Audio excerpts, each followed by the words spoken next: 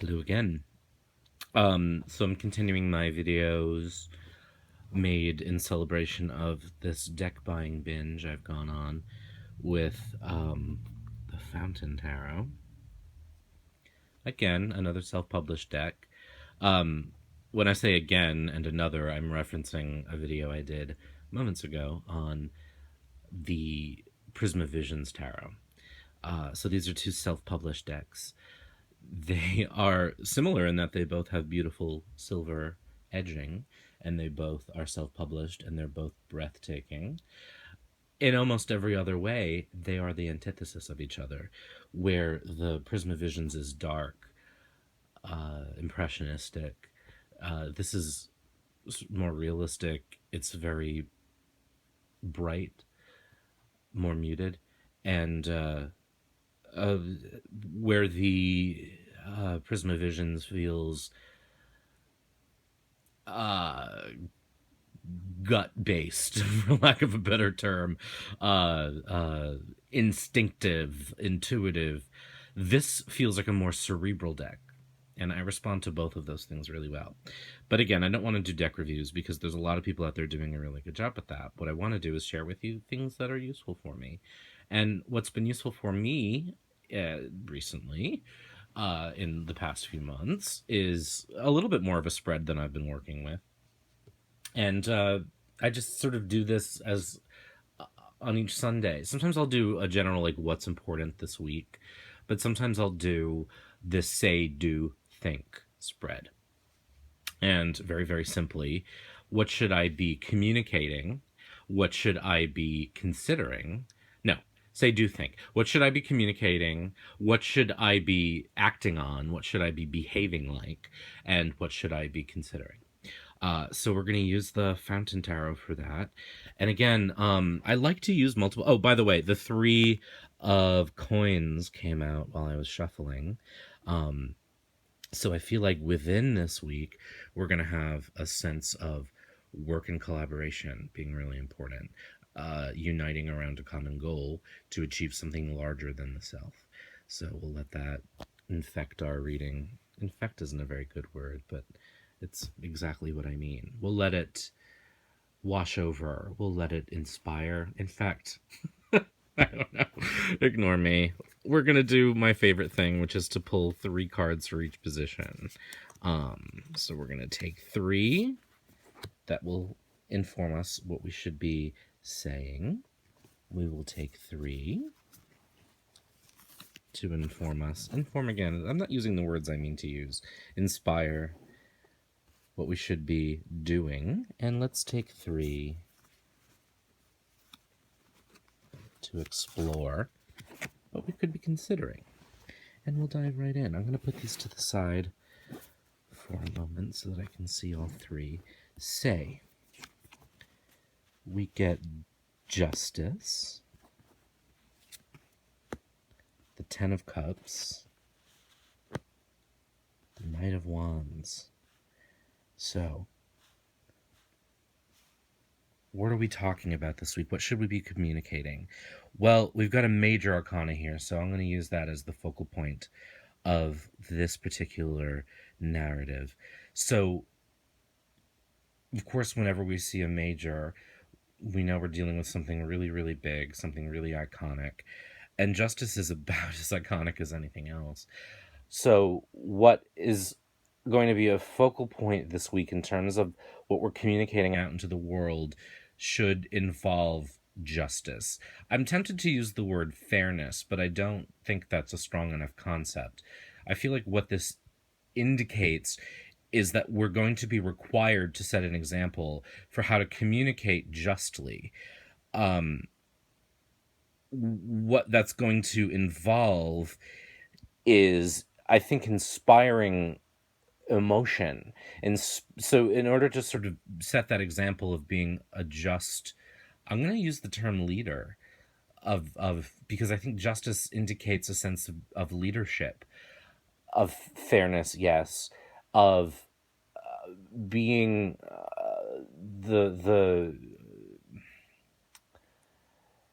the embodiment of what we expect when we hear the word justice. So I think that's going to involve inspiring emotion and really inspiring people to do their best through making them want to celebrate and making them see their best selves, and then making them, and through that, that's the 10 of cups. So through doing this, we inspire this, which is going to make people ride off into the world and make stuff happen. So in terms of saying this week, that's our theme. You know what I mean? We're going to inspire by setting the example of someone who is iconic, who is just, who is fair, who is the embodiment of equity. We can inspire an abundance of emotion that makes people want to go out and do their best work. So big stuff there. It's sort of the embodiment of what great leadership is. So we'll put that aside for the moment. Ties in nicely with our 3 here because we're uniting around a common goal to create something, which is where that comes from. Let's put these aside. Doing. So that's what we're communicating. What are we acting upon? Chariot. 4 of Swords. The Lovers. Interesting. Lots of majors in this spread this week. Fascinating, fascinating. The Chariot, I've mentioned, if anyone has noticed in my other readings, is my numerological card. It's my life card. Always interesting when that comes up. 4 of Swords, the Lovers. We've got 2 majors. Let's start with those. So what I'm going to say here is we need to unite opposing forces in order to create connection, coupling, in order to bring together a unity that's larger than ourselves. And that is huge. So I need to find opportunities to bring together opposites and make them connect, make them love each other. In a way, this is sort of like what I'm imagining in my head is the vision of temperance, of alchemy, of turning coal into gold. That's not what they do, isn't it? But taking non-precious metals and making them into gold. I need to bring together energies in order to create something united together. Also interesting that we've got 7 and 6 here. That's going to require rest. It's going to require quiet time to think about how to do this. It's going to require some meditation. It's going to require shutting out some outside world. So big work for the week. Going to require some internal work. Let's put these aside. Think. What should I be thinking about? What should I be considering? 3 of coins. Oh, 10 of coins, rather. Ace of coins. I love when these things happen. 9 of cups. All right. So what am I thinking about? What am I considering? Well, in many ways, I'm considering a whole cycle. You know, we've got an ace in the center. We've got the 10. I'm thinking about life. I'm thinking about practicality. I'm thinking about expenses. I'm thinking about the whole gamut of a suit here because I've got the first and the last card in the suit. I've got abundance and I've got the potential for abundance. Interestingly, I've got, in a weird way, I've got sort of a little bit and a lot. So I'm going to have to consider the balance of these 2 cards. I'm going to have to consider where I'm feeling abundant in life and where I'm feeling like there's the potential for abundance. And I'm going to need to do that in order to start looking for something that's attracting me emotionally, relationship-wise. So we have an interesting mix here of coins, of pentacles, and cups. So I need to think of abundance. I need to think of scarcity. I need to think of the beginnings and the ends. I need to use that in order to go on a journey. And again, we're talking about what am I thinking about? Of things I'm attracted to, so that I can go hunt down some opportunities, some attractive thoughts, maybe even people that are going to draw me And in order to do this, I need to really think about this. Now, it's also possible that this sense of abundance and scarcity, considering all of this, may make me want to go off, as the Knight of Cups does, and sort of go rambling. If we think about the way he's sort of riding and looking, he's not riding in this deck, but the way he's looking, kind of looking away from this.